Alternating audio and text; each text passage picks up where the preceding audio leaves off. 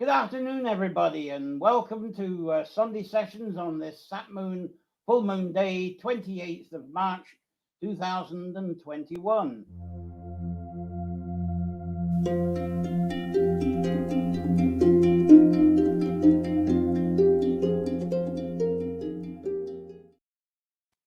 Well, thank you all for joining me here for our weekly time of exploring nature-centered folklore, connecting this to your favorite sanctuary space, and expressing inspired visions from your sanctuary through your poetry, writing, arts, craft, performance, and problem solving.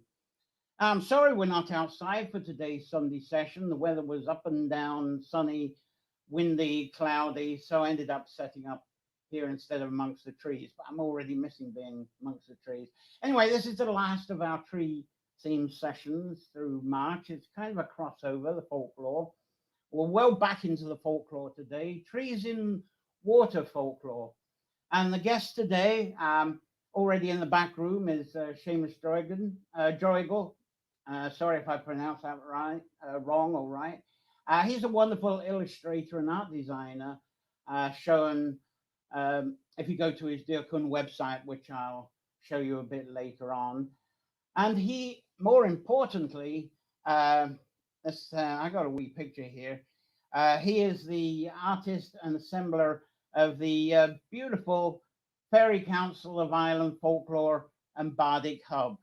And that's going to be quite a theme for us today, because the topics today, it includes not only a merging of the tree and water folklore that we cover here on Sunday Sessions, because when I listed trees in water folklore for this Sunday Sessions, I had a clear vision, but a very vague set of words of what this was going to be this Sunday.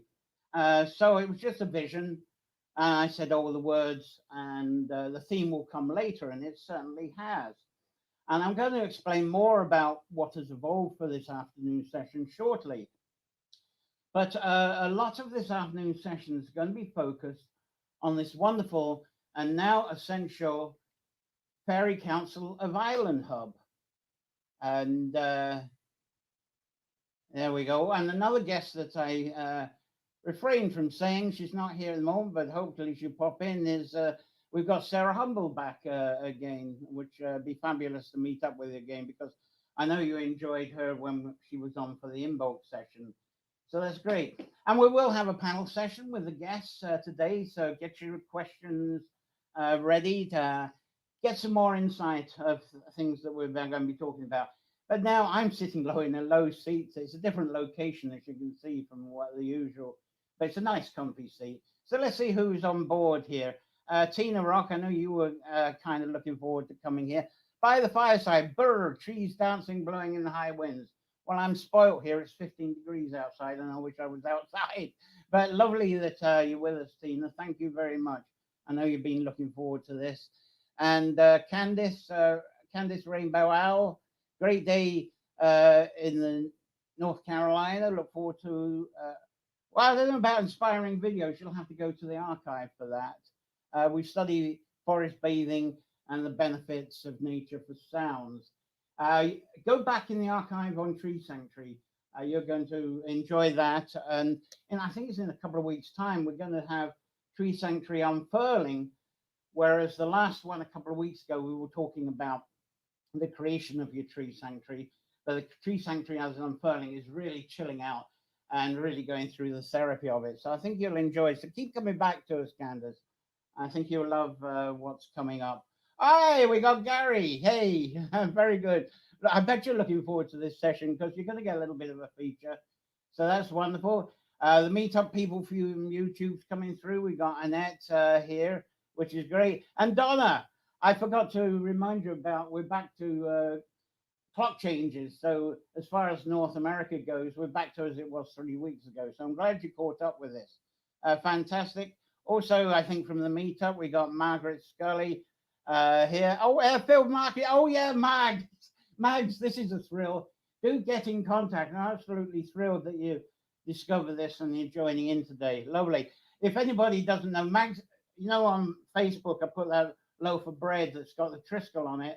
Mags bakes that. So that's why it's a thrill to have mags on board here. So you're all kind of, you're really coming. And Maggie from High, there we go. Anybody else? Annette, did I say hello to Annette? Yes, I think I did. Oh, we got Christine from up in Canada there. Well, there's a nice thrill. Thank you for being up for this. Candice, I got there. Where is she? And there you go. Great. Lovely to see you, Christine. Is this the first time you found this Sunday session? Anyway, it's fabulous. I better get on because we got a fabulous session. I'm glad we've got so many join us already. Now, these Carrowcrory Sessions and Labyrinth Gardens, they are brought to you through patron subscribers. And I know some of you watching are those subscribers. So thanks very much for your continuous support. It's lovely. Now, the background to today, the image of trees and water. Let's see if I can get back to my pictures here. The image of trees and water is something absolutely adored to me. And it's, I think the picture I'm looking for, I haven't even put. But anyway, this image always conjures up my own vision of the apple trees of the Greek mythology of the Garden of Hesperides. There's some Hesperides women there. And the Hesperides being carers and guardians of the garden's trees, and they lived in the water below them. And the Hesperides they were nymphs, daughters of the evening, and some of you know them as sprites, kind of fairy folk. Those might be familiar antique pictures for you. And through the Eastern Europe and parts of Cornwall especially, those fairy folk are still referred to as being Spriggans, but they're looking a little bit more aggressive. There's some Spriggans there from Cornwall. But closer to home, I'm always awed by our local sacred well, and it's always bubbling. And Christine, you'll have been there, and some of you watching have been there. And it's always bubbling and it's clear all year round. Very natural looking one, absolutely fabulous. It's not really bubbling there, but when it does bubble, it's fabulous. And there's one of the people I took there gathering water. Beautiful place. And what's important, this well, right by this well is a huge vintage ancient ash tree. There's a little bit of it there you can see on the side. It is a Marian figure there as well. But there's huge ash tree, hundreds of years old, hanging over, and its roots are very much served by part of the well that the water flows into it. So I love being quite close by to somewhere that has this lovely relationship. And there's one of our past guests there, Tonya. I try to, on this afternoon, I try to limit preaching beliefs on these Sunday sessions, but I do have a passion with the idea of our bodies being like individual trees, as if we were all like a tree. But the water inside us is, and also our blood and other body fluids, all that liquid is all part of a life collective that we're all part of. And to me, these fluids, our water, I feel that's where our memories, emotions, and passions and all our visions are. And when our body falls, when it's had its day passed on, whatever you like to say, the water leaves the body after the body stops, and then it goes off to rejoin all the other water again. And that vision I find absolutely fascinating. So when I see a vintage chieftain tree by a sacred well, such as this lovely picture, I tend to think of the living beings that have rejoined the collective of the water in the well, and perhaps who we sense and pick up as individual identities that were once roaming this land, and are now to us, to our feelings, are seemingly within the water sap of the tree. And that to me is what I think of as trees in water folklore. I'll bring that up again. And there's I'll go back to Tonya contemplating that particular thing maybe that I was talking about. So let's see what else you're saying before we move on. We got Sharon McNichol from windy London. Lovely for you to be with us. Polly here, Polly Gormley. Big support to the Fairy Council. Great, we got a fan here. And then Donna's telling me she was aware of the clock change. Lovely. And sleepy, yes, I can understand that. Well done, Donna. Anyway, fantastic. And there's Candice who's feeling at home. And now we got Fergus here. Lovely, Fergus. Glad you could come aboard.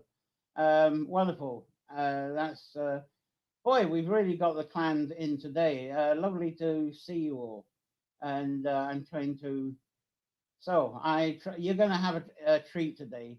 It's after I stop blabbing, you're going to have some fun here. Now about the Fairy Council of Ireland, I will get right into this now. I think, and there's their banner there, and I think it was only earlier this year that I noticed that I actually noticed the All Is Well Facebook group, and soon I linked up with the wonderful moderator Sarah Humble, and her incredible nomadic and community generating story of traveling and restoring the wells. Excuse me a moment. Really captured my imagination.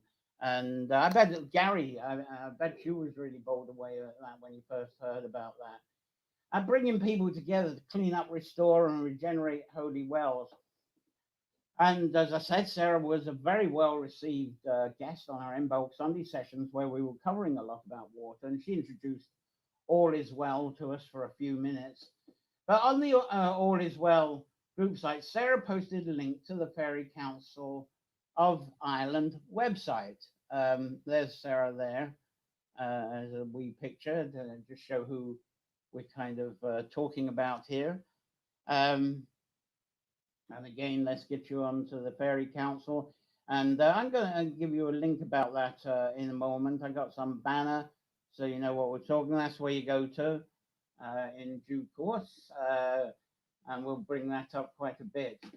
But anyway, when I saw that, the Fairy Council of Ireland, going back to the picture here, my first thought was, well, what a naff title that is, even a conceited one. And I am perhaps not as hippie as I once was to start thinking that. And I also had to remind myself that way back in 1975, I registered Celtic Ways. And when I registered that at the time, because of all the fun people have with Celtic, I actually did that as a tongue-in-cheek bit of satire at the time. That's why at the time, way back in 75. So I clicked the Fairy Council link then, and at that time there was barely anything posted there yet. So the website left my attention for a while. But it wasn't long, maybe 2 weeks ago, I read a wonderful interview article by the superb Irish folklorist Ali Isaac, and there's not many pictures of Ali, so that's about the best I could get. And it was the usual stunning Ali writing, but within this, there was Seamus in her article explaining how the Fairy Council of Ireland name happened. I gave the cartoon of Seamus earlier, so there's the real Seamus, so you know who I'm talking about. You'll actually see him in person very shortly. But he explained that the Fairy Council was actually started as a joke, as an answer to what seemed to be a silly question that was asked to Sarah. And to that point, from what I understand, Sarah had been building up a vision of a network people while she was on the walk with others and volunteers and community. And this really expanded, like I was saying, trees in water. It was no longer just about the wells anymore. It was expanding into a network of other things. And so the spirit fairy-based energy around all this, we could say, through the people she met and that she traveled with and met from holy well to holy well for cleanup, regeneration, restoration. It was all restoring community inclusion, especially at the holy wells themselves, and going down from Donegal way down into Loughcrew. So at this point, I interpreted Sarah's work now as actually being truly hands-on action of what we vocally share through these Carrowcrory Sunday Sessions. She was actually doing what I've been talking about, presenting over the last year or so online. And I'm going to confirm this shortly, as it seems that during a spell of lockdown, Sarah shared with other nomadic people in the car park at Loughcrew, Megalithics Business Centre. There's Kith there, and La Dooley, who I'll talk about a bit later on. And I think there's Sarah there. Maybe it was you taking the picture there, uh, Seamus. Maybe that's you're doing. But anyway, and this was fascinating because at that point, Sarah was now in the company of Seamus, and there's a lovely picture of the two of them that I stole there from Ali's website. Sorry, I couldn't get the name of who took that photo. It's lovely, but there's Seamus there along with Sarah, and as I say, he's a very skilled illustrator and designer, as you'll see very shortly. And together, they really moved along the concept of the Fairy Council of Ireland, and they going beyond the passion of becoming an online hub website. But the website was born, it seems, from that Loughcrew car park gathering.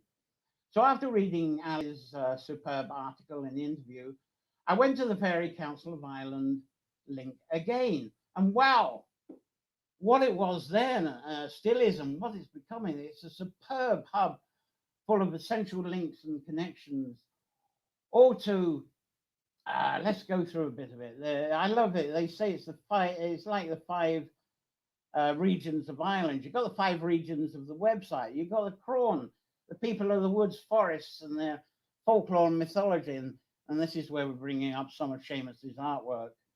And then we go on to Wishka, people of the water and well care. And then Tallav here, the people of good stewardship of the land and its biodiversity. And of course, this is something we bring in right at the beginning. The Umbas, the people of the crafts from inspiration, that to me is always rooted in how we connect to our visions, from our folklore, for our contemplations, from its shared stories. I'm always introducing that at the beginning, aren't I? And then there's the section, the fifth one, and it's like going to Ushnet, the middle region of Ireland, the Elisasa, the wisdom from all of this collection, all that's been collected into the consciousness of humanity through the ages. That's how I kind of describe it. So through all of this, the five regions, the five realms, just on a website, but it's going to be much more than that, is the Fairy Council of Ireland, which only weeks before I thought was totally naff.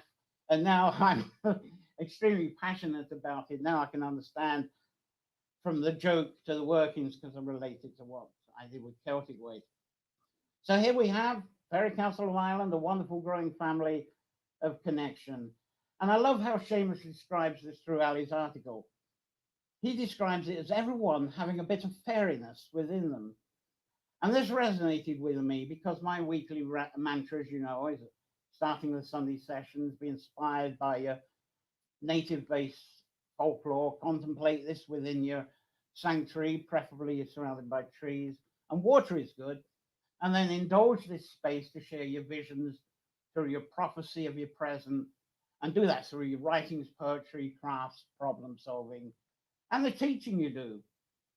Now, Seamus has drawn this idea of this mantra being about encouragement for people to connect and to share their bit of fairiness.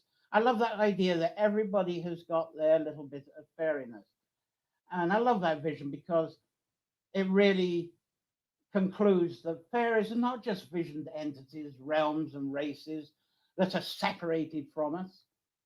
I think that separating vision may be a church enforced thing through altering community communications, the way that community communications communicate folklore. Notice a lot of the storytellers, even Eddie, that the fairies seem to be this separation.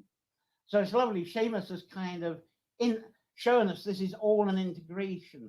This is a power that moves forward. And this is why I'm so excited about talking to him and Sarah, because this is quite a launch, perhaps, of a concept of a passion within us. So it means we're all connected to the fairy realm. We just have to recognize it. It's part of us. Connect with it, live with it, and enhance what you do with it. Now, regarding the growing of the hub of the Fairy Council of Ireland, let's see, I got a picture of Sarah here, I think, and there we go, and there's Seamus in there again. She says this is just a start. She says what's on the website at the moment is just a start of it, because she's got about 200 other people and organization and groups to actually add to it. So now I apologize if I seem to be stepping into this assertively, but for me, this Fairy Council of Ireland Hub is exciting because for me, it's going to be a lovely resource of contacts and connections that I can now approach to be live guests on Sunday sessions. So it's also a hub with astonishing meaning as well, because it seems to fit right into this idea of a tree in water folklore. So hopefully I brought that round in a circle, even though I talked a lot. So as I mentioned, a huge inspiration has come from the superb article from Ali Isaac. And Dali has produced and written a stunningly rich myth-based blog for several years now. I hope we'll get her on live on a Sunday Sessions very soon. And Ali, as I say, recently interviewed Sarah and Seamus. So I'd like to duplicate some of the questions in a few moments with them. So viewers from the USA, Canada, UK, and Europe, you may think, well, what's a Fairy Hub going to be to us? Well, many viewers have actually toured here. The visitors at Carrowcrory. There's people watching that intend to visit and tour here once this COVID situation has moved on. And I feel that this could be of major interest to visitors to Ireland, even if your visits may now be photos, videos, podcasts, live streams, rather than flying here. A lot of people have gone against flying during the lockdown, I noticed. But visitors here, when they usually come here, they visit ancient and heritage sites around Ireland. They take a few photos and selfies. They might meet up with a storyteller or two. But what I can hope we can help you get a passion for through the Fairy Council and through the Sunday Sessions is to actually come here, view here, and add a bit of enchantment and fairiness into your experience of being at these places. Not just take photos, but the whole fairiness within you comes out, and it's alive, it's free, and you're indulging in it as your sanctuary, and you're expressing much more than photos where people get home and say, oh, where was this photo taken? Some people say that's like indulging in the thin places and use those for guidance in your life. So Sarah's not here at the moment, but we've got Seamus here. So it's going to be a huge honor to have Seamus, and hopefully a bit later, Sarah as guest to talk about the Fairy Council of Ireland. So it's really time for me to bring on Seamus and put my earplugs on there. Seamus there. Hello, hello. Let's see. Technique. Hello there, Seamus.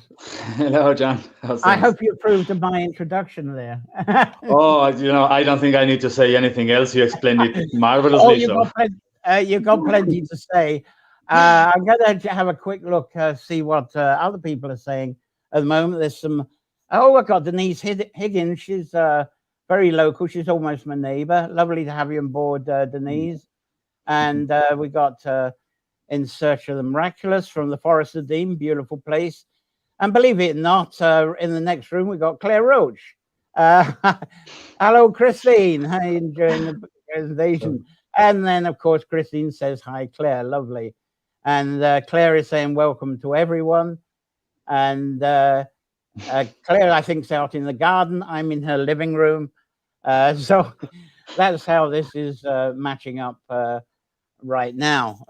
So thank you all for being. So first, really my question is to invite you to say more about the fairiness within us. I absolutely love that in the interview. If you can talk about that in your own words and suggest how we can live and share with us. That'd be, oh, Sarah's coming on board too. Fantastic. Oh, she? All right. Perfect. We're just in time. Oh, carry on. The short moment. I'll come to Sarah in a moment. I guess in my particular case, it's in my perspective, it's a big factor, the fact that I did not grow up in Ireland. I am originally from Argentina. So I came to all of this world with an outsider's perspective, which I used to kind of resent, gonna go now. I wish I had lived in Ireland all of my life. But in the last few years, it really started to shine as a strength because it has allowed me a more unique point of view, I suppose, or a more bird's eye, unbiased due to cultural past connections approach to the whole Irish tradition. So I guess that really helped me identify certain elements, I suppose, or characteristics or aspects that I wouldn't have noticed if I had been born here. So one of the biggest ones, one of the biggest aspects that I always noticed and that boosted my admiration and obsession almost with Irish culture,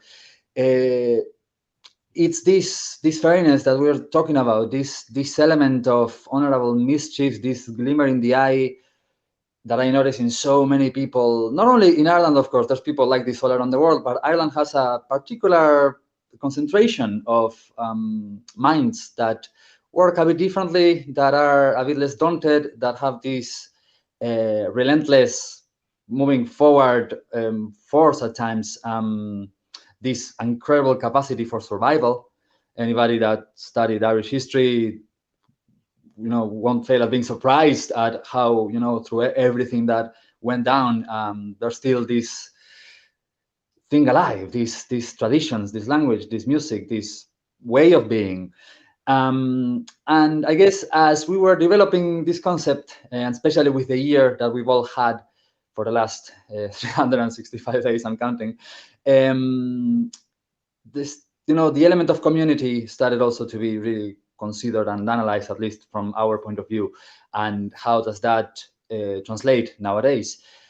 And when you look into the old folklore and you look into the old stories, there's a huge element of the skill that not only serves your own reputation or your own role within society, but also the skill that you can and almost have a duty to share with something bigger than yourself, with your community or with your immediate kin or with your landscape, actually, the land where you live. So that started to come along quite strongly in the way that we started to think about the Fairy Council of Ireland and what we're trying to build.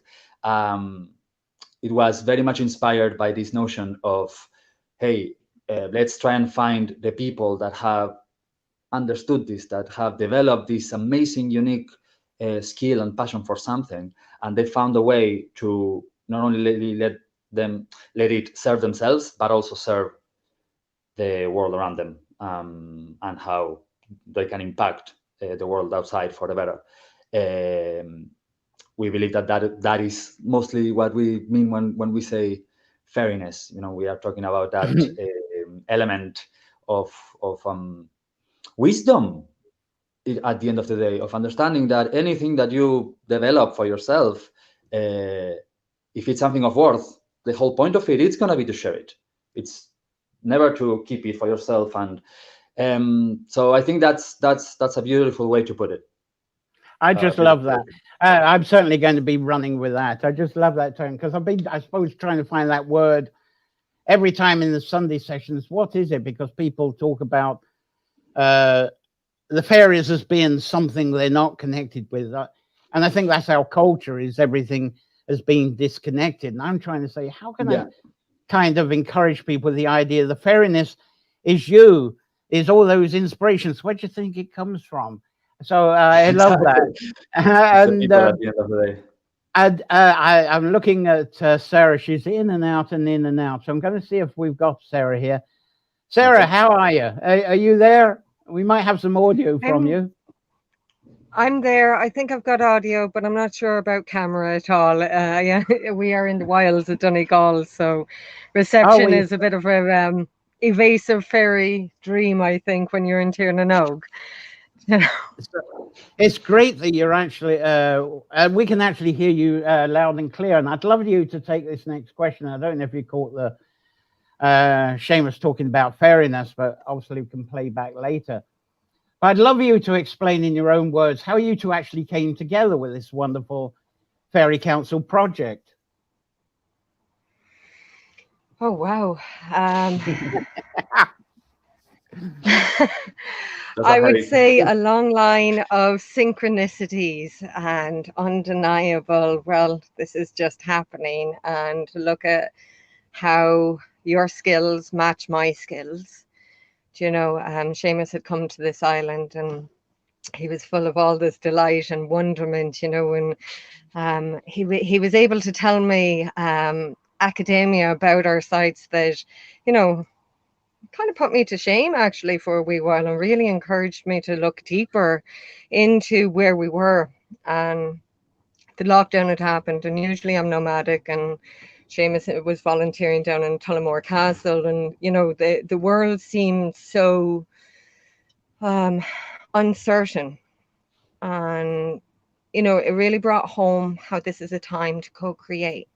You know, our society was built of living in tribes and in communities so that you could move through society, you know, and be able to look at all angles and whatnot. So it started as a, you know, us hanging out at Loch Crew. You know, we were locked down there, and it actually, the equinox last year, we went up and we watched it. We brought in the sun, watched the sunrise come up, and the sun came up and all these rainbows filled the sky. It was absolutely glorious. And I turned around and it was almost like there were spots in front of my eyes of washes of colour. And later we were down in Tubbertobeen, and I turned around to Seamus and a few other people that were there, because there were a few more people on the site, and I says, wildflowers. The answer to everything is wildflowers everywhere. And so we started throwing lots of seed bombs, and that's, I guess, where the Fairy Council actually started, was on the basis of flowers and throwing seed bombs. And because we were there, you know, when you're occupying your time and you're going, okay, everything around us is completely out of our control, what can we actually do? So I started tidying in and around the well, and a pile of brambles started coming up. I started clearing back the hawthorn trees, you know, and so for neatness, I built a small fire. I laid down some firestones, and that fire stayed burning for 3 months, I guess. And next to that fire and next to the well, we started, you know, dreaming and on what could be if we were going to create our realities. And the Shulan Crack was dreamed beside that well, but also the first grains at the Fairy Council, and with Seamus's graphic design skills, you know, we were like, right, well, let's get a logo, because at the time, you know, he wasn't sure of how things could go, and we were actually trying to give him a dig out, give him a few pounds for something, so we almost made up a job to give him, so we could give him some money to help him out, and that's where it all kind of spun off. And then, you know, it was very much pipe dreams, because we were also organizing at the walk, so there was so much thrown into the whole mix. And it was when we finally finished and settled for the winter that we were able to look at all these dreams we had dreamt during the summer and down by that well, and go, okay, well, we've actually got something here. And come last Imbolc, we just kind of looked at each other and went, right, well, now's the time to build on those foundations. And here we are now, John, you know. Well, the one thing that you've now made clear, because when you were on the Imbolc, I know the reception was a bit rough, but you yourself, you were definitely levitating, I think was the best thing. So that explains why you were levitating at the time. Seamus, I'd love to hear your version, if there's something that comes to mind. That Sarah, I mean, Sarah was full of story there, but see if you can follow that up in some way. Let's see if, well, it was an interesting time, or you know, for everybody really across the world. It was the beginning of all of this, and we didn't know what was going to happen. I had just changed my context and my living situation quite intensely, and suddenly, you know, being given the chance to be surrounded by all of these people that not only, you know, were, as you know, for somebody like me coming from out of Ireland, I felt like I had found, this is the crew, like this is the lads and lasses that are there in the land doing stuff, all these wonderful, wonderful people that I got to meet this year. It's insane, or that I got to contact or get in touch with. So it was really inspiring. And as Sarah said, it all began kind of like a bit of a we joke, yeah, we've been dreaming this idea, the fairy council, ha, ha, ha, ha, ha. And suddenly we were there sketching logos and the symbology that could go in there, and okay, will we use a harp or not, which was a big graphic design decision at the time. But it was incredibly flowing as well. It was like walking over a bridge, trusting that every brick kind of manifested as you took a step, almost in a way. The timings were incredibly synchronized, and everything came together quite well. And a big part of it was purpose, at least for me. This really felt and resonated within me as something that could give a lot of purpose, not only to the people working in the backgrounds of it, but also to whoever came in contact with it. Now, is this someone you know? I'm just going through the comments. AO here in Loughcrew, in the shadows of your work. Is that someone you were familiar with? He's coming through YouTube. No, I would not know this particular individual. Anyway, that's definitely. I think they're talking in Spanish. I think no Irish there. There's some Irish going on there, right. And then he's done the translations. And we got Elizabeth Flynn down from where's it? Wexford the Waterford. I forget. She has a lovely organic nursery, and she's feeling very grounded, which is very appropriate for the work that she does. So that's lovely that she's on. And Tina Rock, as I say, is very much hearing us. Seamus enjoying what's going on. We're still getting lots of people coming on board.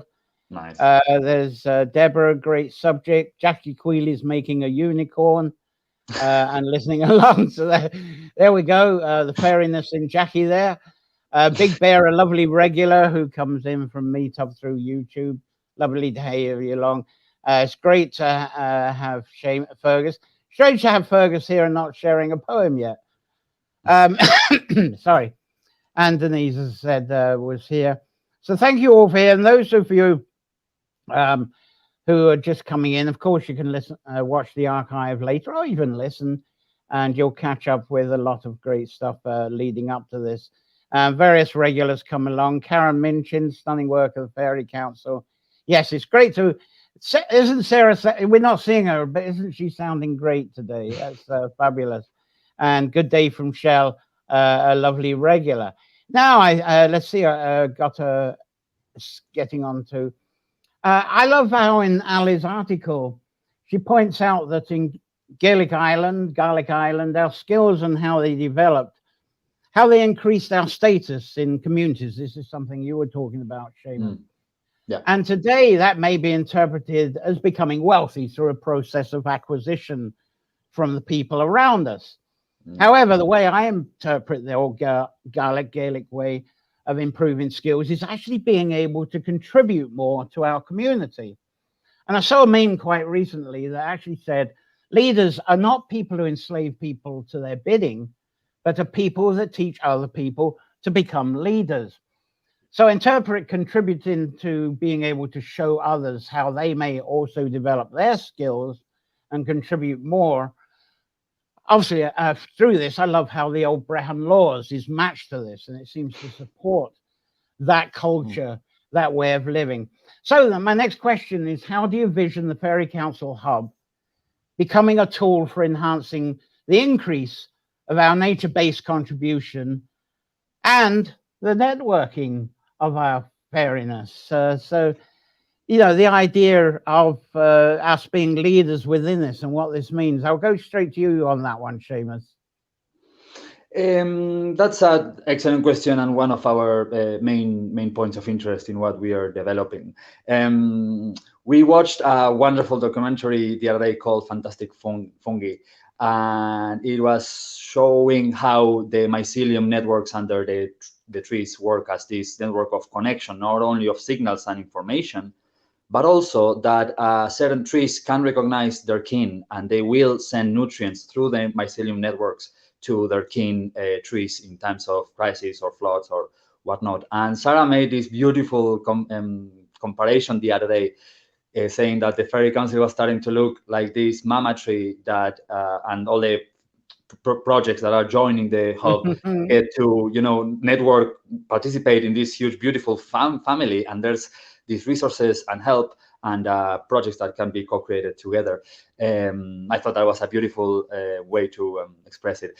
And in all fairness, the tree section because all of this work has also allowed us to start taking a very good stock of what's going on in the island and what's being done and where and by whom. So, for example, the trees, since that's what we are talking about, there's just so many wonderful tree projects out there, and people that are really doing great work with reforestation and laws and community outreach and community participation. You are one of them as well, John, as of course you are also pushing for the creation of new woodlands.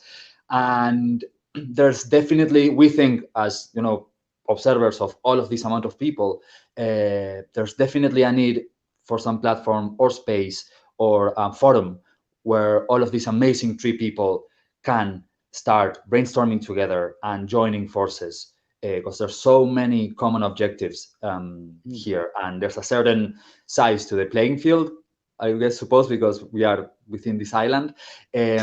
So we would love to see more of that, and to provide and enable more of that. Starting maybe out of the 5 provinces, the trees one is the one that has, we think, right now, so much potential for that coming together, for all of these 3 projects communicating amongst them and taking stock, of what has been done, what can be done, what things can be combined together and whatnot. Sarah may, if she's still here with us, she may want to explain about this map vision that we are trying to manifest, a resource where you can actually see all of this in the one place. I'm going to bring that up about the mapping quite shortly, because that's amazing work. But what you were saying about that underground communication, I bring that up often in the Sunday sessions, especially around Sawan time, because there's so much mythology with the Cromslek and the Cromcroaca, the underground serpents, and how connecting everything together. And I have fun in the tree labyrinth garden, because I get some groups come along and I get someone come up to me and says, "Oh, hi, I'm so-and-so and so, and I'm a light worker." I said, "That's fabulous. Glad you're here, because I'm John. I'm a dark worker. We're really going to get on here." And of course, they still look shocked. And I say, it's the underground. Everything's born in the dark. Everything is sort of, conception is in the dark. Everything is in the dark until it's ready to sprout. And the one thing I love is when you're underground, it's community. And I think this is not expressed enough. People who are into that, they bring it in as a science about this underground communication with the algae, certainly with the fungi, and even the movement of bugs. They forget that what they're talking about is all about the underground, because the one thing I think you notice when you go into forests, everybody's chums and everybody's community underground. But soon as stuff hits the light, maybe it's the male thing or something, it's competition. It's a fight out there. Who's going to get the light? The trees will knock each other out, and plants, they'll crowd the flowers. The difference of the underground community, and in the light, it's a sort of competitiveness. But anyway, that's a subject for several weeks. I want to move over to Sarah to see, Sarah, on the idea of increasing our nature-based contribution, but the leadership of this. Your thoughts on that? If we can get Sarah, there she is. Okay. Can we hear you? Okay, wonderful. Yeah, you're great. I think what we're seeing is so many projects, especially we're focusing on the trees, but so many projects looking for reforestation, and to me it's becoming very clear that perhaps we could start strategizing in the way that we're approaching the planting of the island. So a few weeks ago I got a phone call from Owen in the Gaelic Woodland project, and he had this idea of a network of the tree projects, which really interests me, and asked would we consider doing forming this hub through the Ferry Council. So we have access to a topographer, a map maker, and who has already mapped us the ancient woodlands. So we're thinking of launching a map with the ancient woodlands already graphed on it, to then also add a few layers into that map. So we would have the layer of the projects that are reforesting, so people could start identifying which projects are in their area that are actually very much driven and are leaders in this field, have great ideas, who are interacting with TDs and local communities and things like that, and actually making a huge headway into how we can broach policies.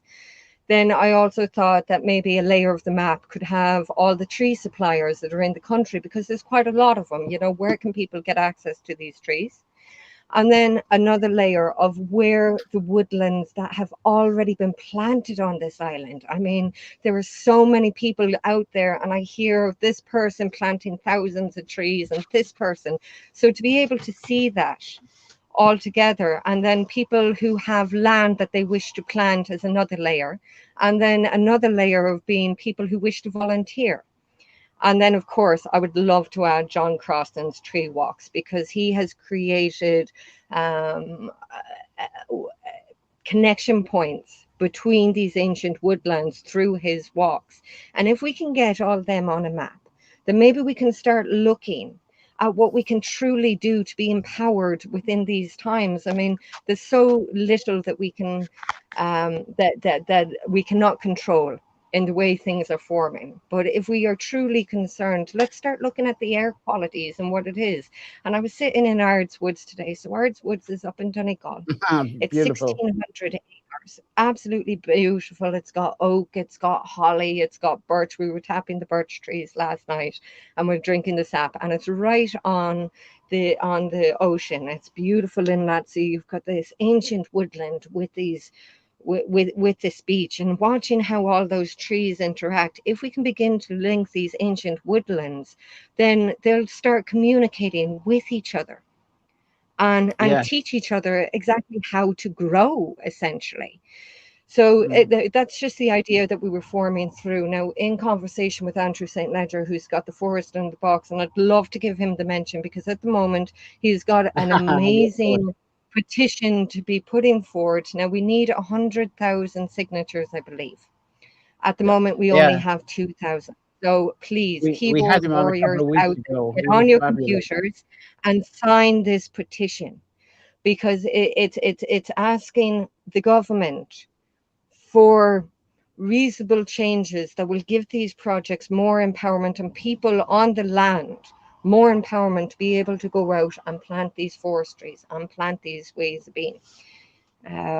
So I was sitting out, and there's all these amazing birch and alder trees in front of where I was sitting today, and the wind was going through them, and they were creaking together, and the soundscape just completely blew me away.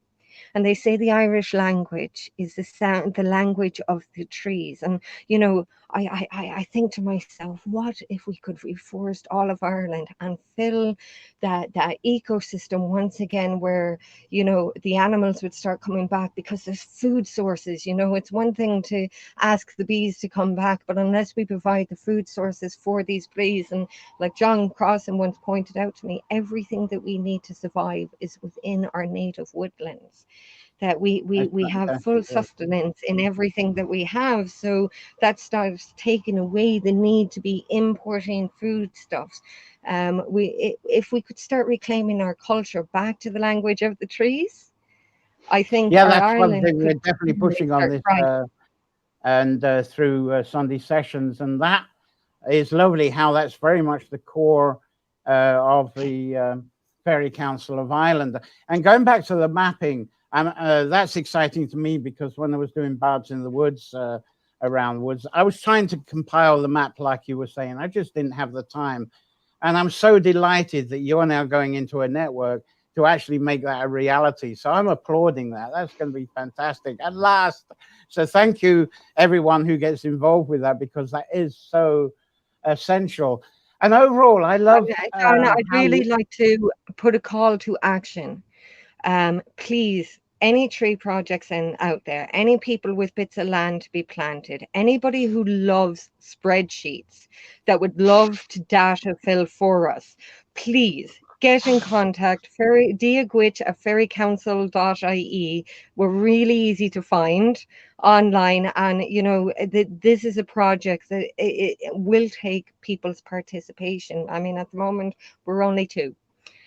Yes, And we really feel I like, don't think that'll be for there's long, a though. lot of people on the island. Yeah. There's an element as well. This is going to be enormous because to give you an example, I'm using StreamYard as the platform for talking to you. And for several years, that was just 2 people. This year, because of the lockdown, it's now every week, I think it was 2 weeks, it was 19 people. And now I think it's up to 30. So that I can, if that's happening with the platform, that's going to happen with the Fairy Council in a similar sort of way. And because their attitude with the StreamYard is fantastic. When they recruit people, they don't put jobs up. They always put it out there. Okay, you use StreamYard. If you've got any ideas, tell us about it, and you've got a job. That's how they do it. Anyway, I love how you explain the intent of the Fairy Council beyond the hub, much more than a website. It's a social connection, encouraging. And I love the way, and Seamus, you must have said that, encouraging people to become the heritage rather than preserve the heritage, more like an untouchable museum item. And I know Sarah, you're saying a lot of this as well. The idea of a living heritage as an approach to becoming better stewards of the earth and the ecology. And through the way you described our involvement more with the trees, that we are the trees, with the trees, we are the tree people, once again amongst the trees, bringing this together. The language of the trees is part of our fairiness. That's where the language obviously originally came from, the relationship to the trees. We cover them in 5 different Sunday sessions of how that came out from our passion and our voice into symbols, but that's way off of our topic today. But approaching this, becoming better stewards for our earth and ecology, and I think you've certainly, I love the way you've explained that. I want to give a bit of a sound out, and you might be able to say, is Lars Dooley. I've never met Lars, which is absolutely ridiculous. But I hear so much from various people, and I'm trying to get the old computer to work here. There's Lars there. I don't, as I say, I don't think, but he's got his book on the way too. And another name to sound out, and I've not mentioned it, but he's a great, I'm surprised he's not on today, but he was our Bards in the Woods with the poetry. Kiss Cranogue, the Green Man. Is that someone you're familiar with? Oh, yeah. He has his lovely whimsical earth-spirited poems as the Green Man. I tell you, John. Sorry? I tell you, Lara and Kith were also locked down in Loughcrew with us. That's what I was saying, yes. This is a lot of the advancement that myself and Santi felt was from our elders' grounding. The encouragement, is like when things began to become overwhelming, we could go sit with Kith or with Lara, and they'd give us their wisdom in how we could proceed forward. And I think that's the key, is the community means our elders and our youth and ourselves, you know what I mean? That it's a cohesive picture that all elements of our society, can be brought forward. And the amount of wisdom that those 2 lads have offered forward, I have absolute gratitude for my brothers, and I'd love to thank both of them very publicly for all the support that they have given us along the route, because there's been lots of flurrying moments, and they both really, really have helped us. Incredible. Yeah, definitely. Oh, whoops, here we go. Now we got a whole batch of comments here. We're going to have a bit of panel time shortly. Elizabeth Flynn's asking where she lives here. I don't know. Right. Sorry about that. It must be confusion. Donna's finding expiring. Davina regular joining from North Carolina. I hope you get the beginning and all of this a bit later. You'll love this one, Davina. she's been here, very much a woods person in the Carolinas. Agree with what reintroduce younger generations to the living history. That's very much what Andrew St. Ledger and Forest in the Box. We had him on live a couple of weeks ago, but I'm going to start putting some links up after the show because it's good to get some reminders of this. And John, become the heritage. Well, that was Seamus who inspired me to think of that along that idea that we are the heritage. And of course, what Sarah was saying there with the trees, I kind of interpret that in a very similar way. Seamus and Sarah watching Shelley Mooney in the kitchen in Wexford. Oh, that's why she said where in Wexford. Sorry about that. Shelley, yes. I thought she was asking where do I live in Wexford because I wasn't sure if you were Wexford or Waterford. She's a wonderful artist. Whoa, I'm kind of losing myself here. Excuse me, getting back. Nature's music. Yes, there's a lot of that. We're going to have another session on just that, I think, before long. And from Romania, hello. This is through Twitch, Alexbro through Twitch, our Romanian person. Wonderful. And I'm glad you've got through here. And Lynn Gallen, sad when you see urban gardens being completely deforested for convenience. Well, there's going to be stuff through the Tree Council on that very shortly, and there's probably a bit there. Certainly Woodland League go into that, and I go into that in Sunday sessions, and also on my postings, you know, get those trees into urban areas as well. Big subject. Hello for the mountains of Santa Fe, and that's Thomas. Oh, good to have you aboard through here. Lynn Gallagher, we talked to her before. Interested to talk to you about involving children in this. Yeah, I'll try and we'll get the email up and see what we're doing. Invited to hear by Fergus Shauna. Lovely to have you along, and glad that Fergus got you along. Wonderful, wonderful. And Shauna here giving a hug. And Claire Roach, heartwarming to see the radiance of Seamus and Sarah and hear of the Fireman Council. And here's the thing, very Kawanza, there we go. And then what we got here, oops, I'm stuck. Excuse me, I'm kind of, computer's got stuck. There we go, I'm free. Taking daily visits to the Hudson River. Wonderful talk. There's a lot of compliments here, and thank you all for making those, even though I'm not having problems getting to. Oh, I'm sorry, I'm getting stuck. Right, I think I better move on. We're going to keep those comments coming. We'll be able to read them and answer to, later, even though I'm going through a bit of tech. The translate mishap. Love co-op. There we go. Thanks for casting a light on the magically progressive manifestation. Yeah, thank you for being here as well, which is wonderful. And there we go. Huge fan here in Polly Gormley, who's come along. Oh God, we love Miss Polly. Yeah, oh yeah, this is definitely the thing. But we're going to have the panel thing. And what I like to do, I'm going to actually, in my own words, whiz through the Fairy Council of Ireland because you've got your wonderful graphics here. And we'll come back. Hopefully this is going to generate the questions to come back for the panel. So we'll be running well into overtime because this deserves it. And we'll bring you back for the questions and answers. So, right, how am I doing? Right. Okay. I'll be back with you, Seamus and Sarah, very shortly. Yeah, whizzing through the Fairy Council of Ireland site here, there's some people that when I looked at it, that really jumped out at me. And I'm going to go through a few of I'm going to indulge in a few of my own favorites. The Tree in the Wood section seems to have been really talked about with lots of lovely people. Some of these people that listed are in the caring dream stage. But that's the essential first step because that's what needs to be getting going. We talked about Andrew St. Ledger, the wonderful Woodland Leagues there.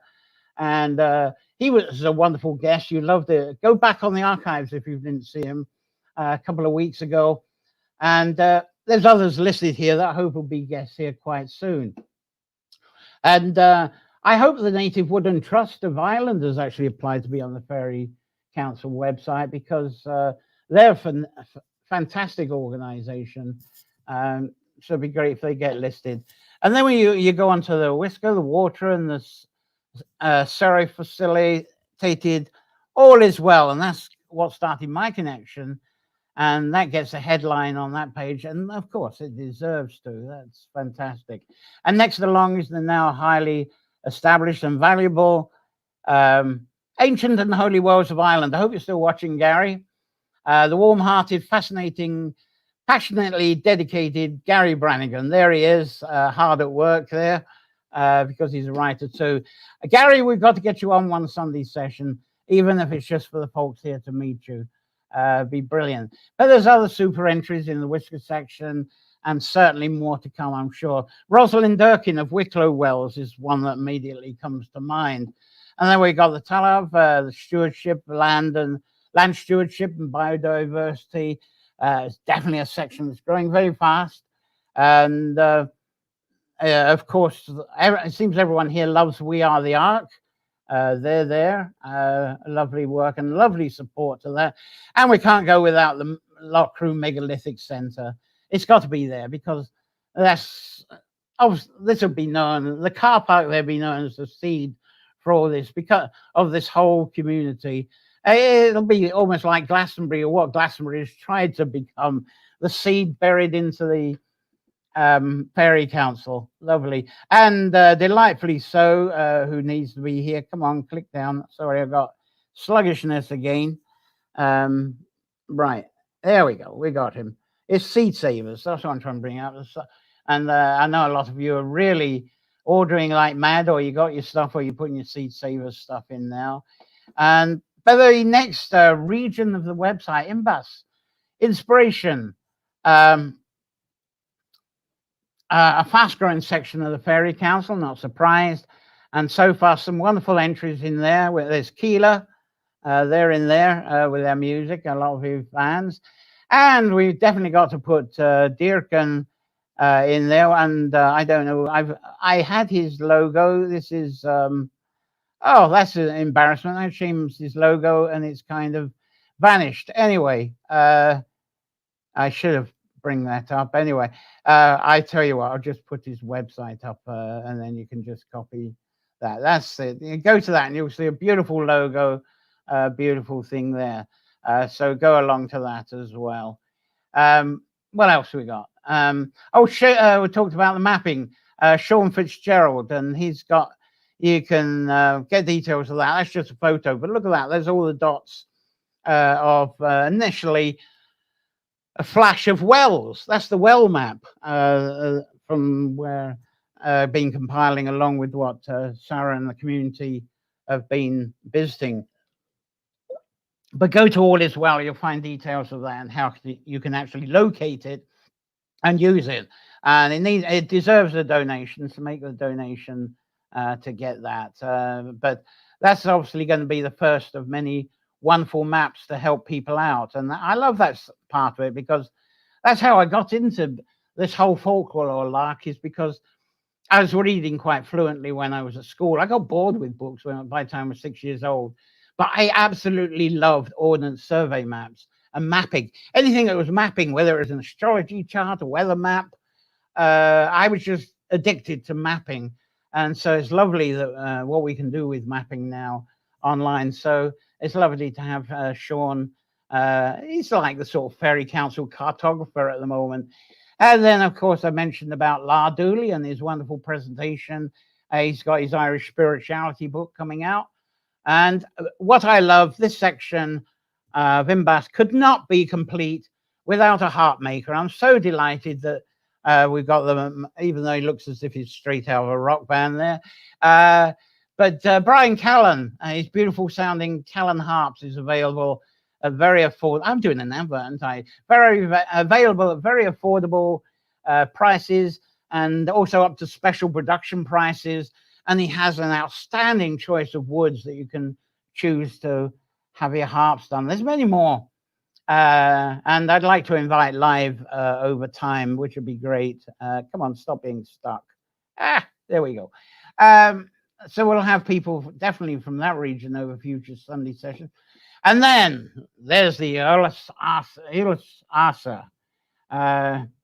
That brings it all together as the collective and the deep heritage wisdom. And we'll have to kick off with Anthony Murphy and his mystical island there. And Ali Isaacs is there as well with her fabulous work. And Circle Stories is there as well. I think I have Circle Stories. I love Circle Stories. They're amongst it. And that's in that section. And of course, Eddie Lenihan. There he is. Eddie Lenihan's there. And he has to be. And there's Airmid Journal there. Amantha Murphy's Celtic Soul Journeys is there. And the excellent Jerry Doughton, Sovereignty Island. It's a fantastic session. And I hope that there's someone else there as well you might be familiar with. So it's an absolute honor to be there. So that's kind of a quick run through the Fairy Council website through a few logos. Let's see. Elizabeth Flynn is saying how lovely it is. Thanks. Nice. Well, it is. You go along to the All Is Well and get it. Find out how to get it yourself. Absolutely wonderful. Seeing Fairy for Fairy. They're lovely. And there's Gary with big smile on his face and a blush. There you go. Joy to have you aboard here, Gary. And Claire Kelly sending fairy love from the Middle Earth. Send it from everywhere. And then who's this? That's it. We went through that. It's lovely to have you aboard, by the way. So that's fantastic. So that's now, as I mentioned, it's panel time. Let's go on to the panel. Get your questions ready. We're going to go back to Seamus and Sarah. We're running into overtime. But I trust you. It looks like you're thoroughly enjoying this. So get these comments going, your questions to Seamus and Sarah for a few minutes as our panel. And right, throw them in because I'm kind of running out of questions myself. Okay. Don't all ask at once.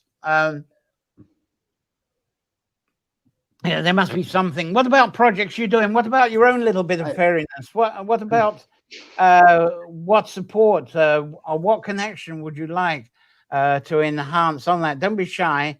Any questions on this? Usually pretty active, and especially Gary, if he'd stop blushing. And I just realized. And I assume you must have met Gary on your travels, both of you. Certainly Sarah must have done. Sarah has. I haven't had the pleasure yet. No, you haven't the pleasure yet. No, but I have been a big fan of Gearóid's for a very long time. I mean, he has done such amazing work. His book on the Dublin wells is spectacular. I remember him writing about this well called Clinkwell, which is a freshwater well on a seafront inside a sea cave. And it colours the rocks in and around red and yellow and green. And I've yet to find it because, you know, sea caves are a bit daunting to be going near. You have to be very aware of the tides and whatnot. But his page, Ancient and Holy Wells, has like done great things for raising people's awareness to these water sources, and it's got mass nationwide participation of people putting up images of their favorite wells. And I think this is so important. These spaces, this island, this whole landscape is ours, and if we can open our eyes and begin to see these things, you start becoming invested. You start wanting to help. Innately, we are hands on our hearts type people. And, you know, when you begin to help ecology, the community in and around begins to thrive. And I think Gearóid's done fantastic work with creating a community that's online, but also very actively participating with the landscape. You know, people are inspired to go and find their local wells. So, you know, I'm a big fan of his work, I have to say. Yes, and when you meet him, there's all this wisdom, and the man is just a gentleman. I'm making him blush, and he often brings his children along, and that certainly goes on to a question is here. schools with work. I've got a son who does this with schools, but one of the things I find with schools, first of all, you've got to get the teachers interested. I mean, and Absolutely. because it's quite often the teachers can put them off. They can. It's a shame how the teachers, I feel, can be negative. You know, yeah, we got this person along because we think we have to. So it's like Michael Quirk, lovely storyteller. I wish he could get on the Fairy Council, but he's kind of limited. But he went to schools doing storytelling, and the teachers would always announce, well, Michael's going to tell you some stories, but it doesn't mean you have to believe in them, because what he's going to be telling you is really a load of lies. And I find that as far as nature things, that it's convert the teachers first. But obviously schools and children, and I refer deliberately to Gary bringing his children along. I don't think you have to do this as a separate thing for children.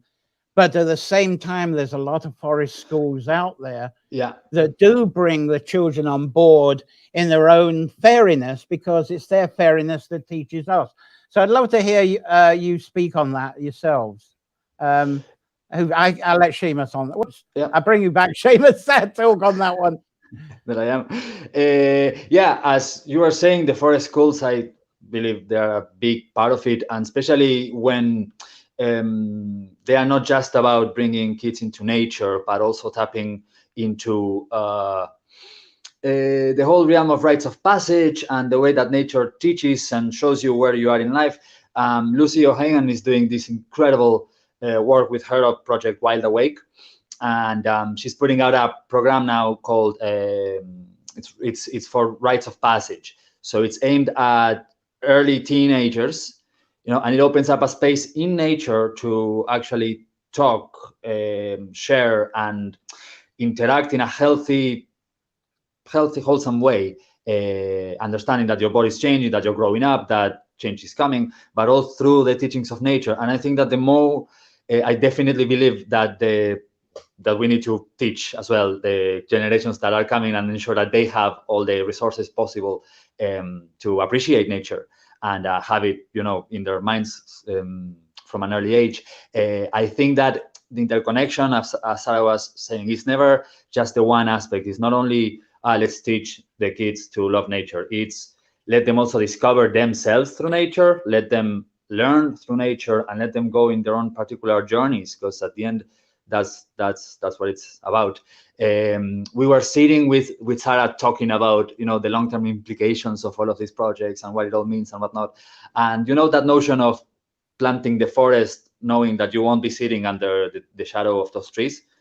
And that's kind of how it felt. It brought us a lot of settlement to go, okay, we are settling down, hopefully a model. We are settling down bases from which not necessarily us, but other people can also take that torch and continue a way of being. Because at the end of the day, it's about a way of being and relating to the land, not only for our own lives, but also for the community.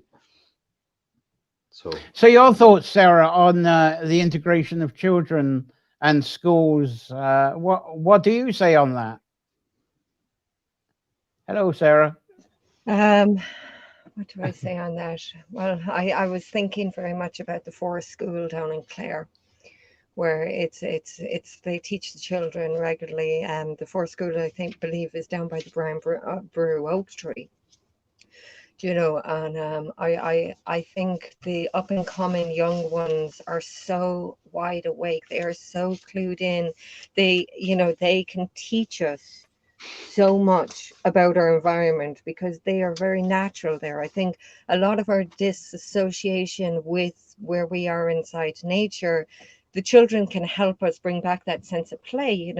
How do you dance with a tree? Can you tell your secrets by whispering to its leaves and resounding with that? What does the moss feel like?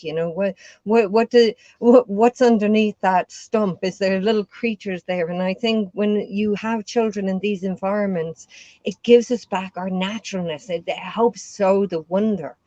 When we built the fairy village down by Tubertobeen in Loughcrew, the real testament was when there were people walking and they passed with their children and the children's eyes would just go straight up, and you could always tell how well you made something was how long it lasted in and around with the children, you know, and they were just so natural in with their environment. I think we can absorb an awful lot from them.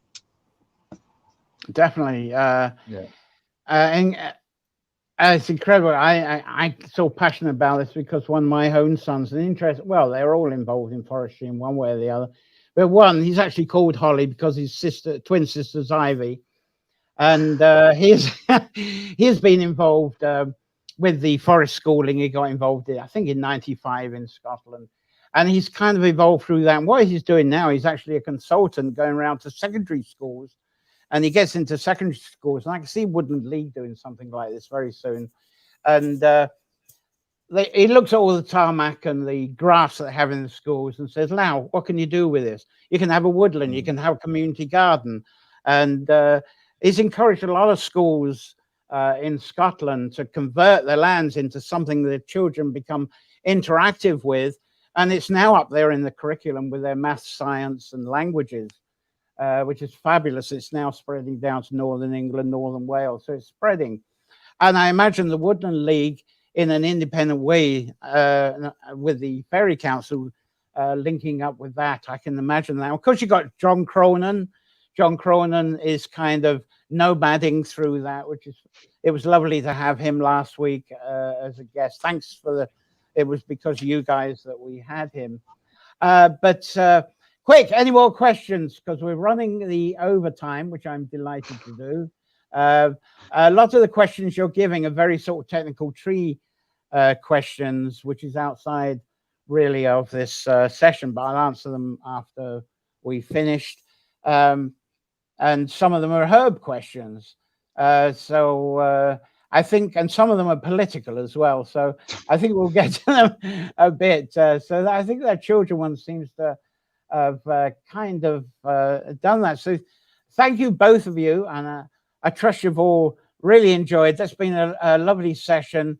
And I can't wait to bring back, and I can't wait to get more of the guests online here that are also on the Fairy Council, because I do feel there's going to be a lovely integration through this broadcast service. You've made my life easier because I can find, who should we have next week? Who's on the tree Fairy Council now? So we'll get you back for updates quite frequently. I hope you'll come back for that. It's been an absolute delight. Sarah, though we didn't see you, you sounded superb and loved what you had to say. Absolutely. Thank you to you all. I've got a comment from Gary that I'm going to bring up in a moment. But anyway, thank you. And and we'll see you again somehow. Thanks, Seamus. And thank you so much to Sarah.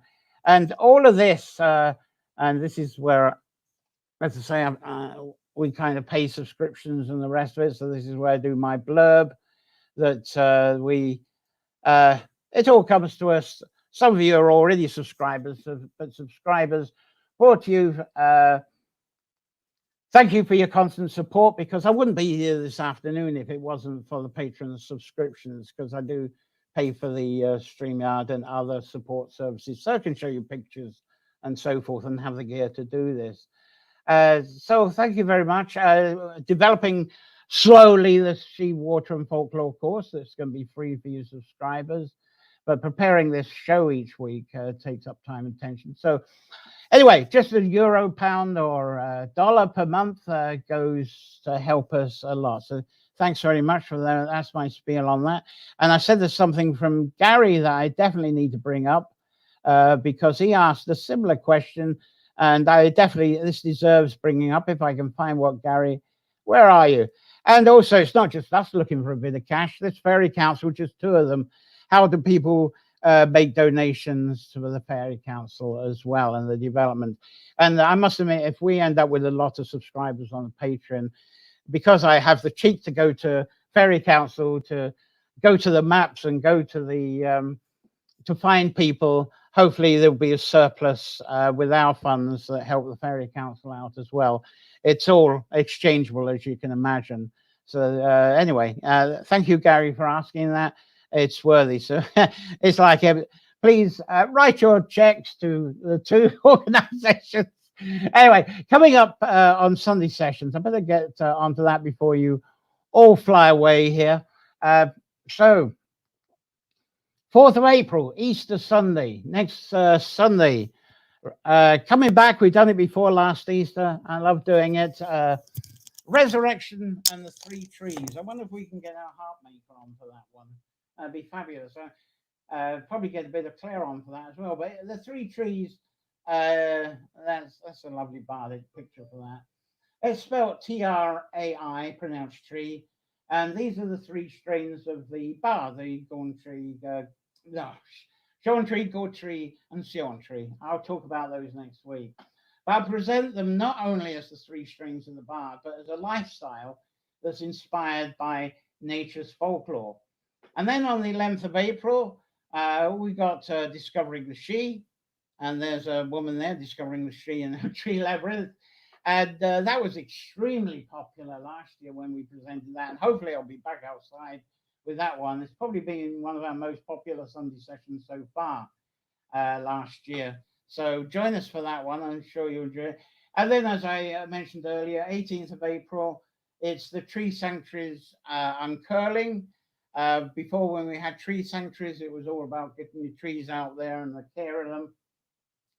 This time, we'll go into the relaxation of them, using them for inspiration. And Sarah mentioned Owen as well with his project. I hope we'll be able to slip him in as a guest later on with that. But mid-April here, the new leaves will just be out. The flowers definitely coming out. And I hope this is happening within your outside sanctuaries. So this is one reason for, we call this the Tree Sanctuaries Unfurling. So this Sunday Sessions is focused more on the aesthetics, therapy, and inspiration potentials of your sanctuaries. That's what this is all going to be about when we return to this. And the general upkeep. And here's a light. I love this phrase. Oh, there you go. I think if you've got Tree Sanctuary, that's pretty much what it's all about. Let's have a quick look at your comments that I might have missed here. And let's get to the end. There we go. Thanks. Margie was on board. Lovely to hear. Thank you, Mary. Margaret, great show. Thank you. The Fairy Council will have them back. And Bridget, hooray. Love how Sarah and Seamus' passion shines through. Oh, goodness me. One day we're going to get you a garden on here, Bridget. It'd be lovely. So it's great. Elizabeth, now, someone beat me to it. Thanks for a great session, fabulous session. There's just loads and loads of thank yous and lots of thank yous from me for all you being here. That's absolutely been stunning, very kind of you. And I know a lot of people will be going into the archives or even watching this over again. So it's really thank you to the amazing guests. Weren't they amazing? Seamus Dragal, I hope I pronounced that right, Sarah Humble, and this wonderful, wonderful opportunity. And we're going to do it in little bits again, the updates, but this great opportunity to use this Sunday to share the Fairy Council of Ireland. And so I'd like to ask, a lot of you will be watching this now as the archive, either this evening, tomorrow, whenever you go. Please keep making the comments. I will keep checking the comments and we'll answer you. And subscribe and click to the bell icons on YouTube. I think Facebook has them. And that will remind you of the details of the next Sunday sessions. So thank you all. Enjoy a safe week full of wonder, inspirations, enchantment, and enjoying your own fairiness. So until next Sunday, play well, and it's bye from me and all of us. Thank you.